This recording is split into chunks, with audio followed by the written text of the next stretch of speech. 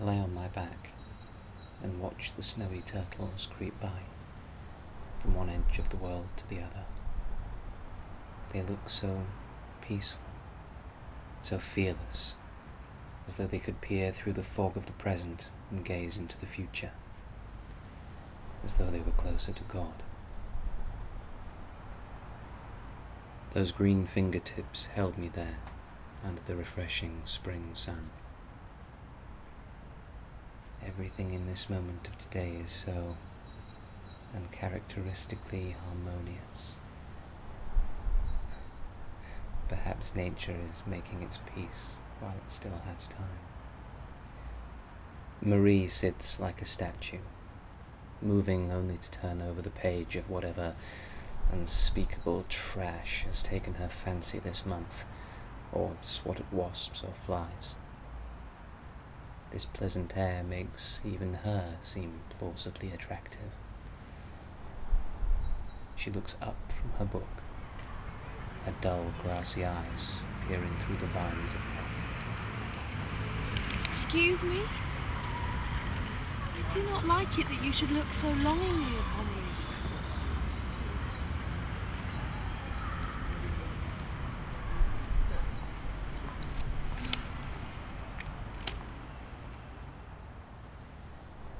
I stand, as man was so intended, and make for the garden gates.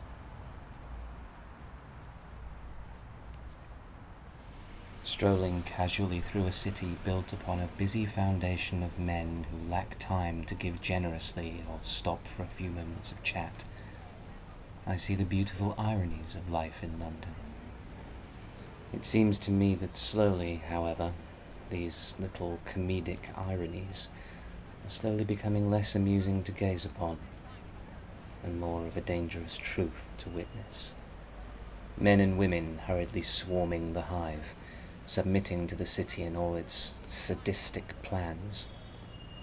It's a living organism, growing and breathing, feeding from the hopeful dreams of the young and the jaded bitterness of the aged, to string together a web of diverse lives universally wasted by the absence of time and the premature losing of innocence. It pains me to see so many people swallowed up by such simple evil. As I pass through all this, or rather allow all this to pass through me, I am as slowly as possible making my way to my own personal stage, away from the twisted ballets of real life and far from the maddening crowd. With the sun still beating down upon the world in all its disguised fury, and the reduced azure sky above, my slow canter continues past flourishing green trees and the spoilt cars of Kensington, gleaming with pride, screeching for attention.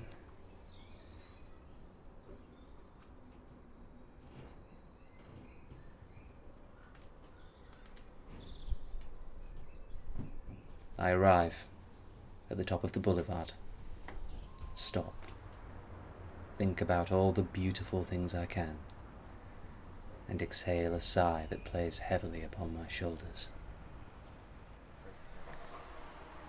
I place the outside world on the front doorstep and allow myself to divulge into a more refreshing mindset, in which things are not ever so bleak or dark as they would be outside of this fortress.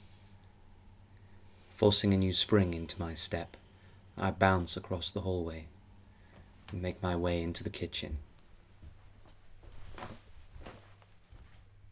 Marie stands with her back to me. I stoop and put my arms around her in some pathetic attempt at showing affection, and predictably, she rests her head on my shoulder and asks in what is probably a very genuine tone, How was your walk? "Great. I think I've almost beaten this mental fatigue." Aptly, I sigh. I remove my arms so as to free her, and with that freedom, She continues to stand in the same place, just watching the apathetic summer submit to autumn without so much as a battle or fight. I leave her quite happily to ponder the ifs and maybes of the life she could have had.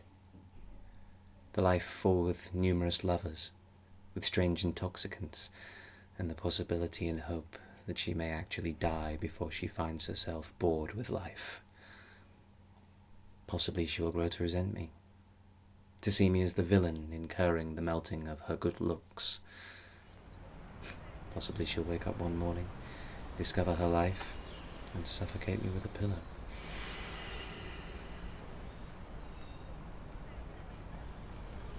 As if I'm not suffocating already.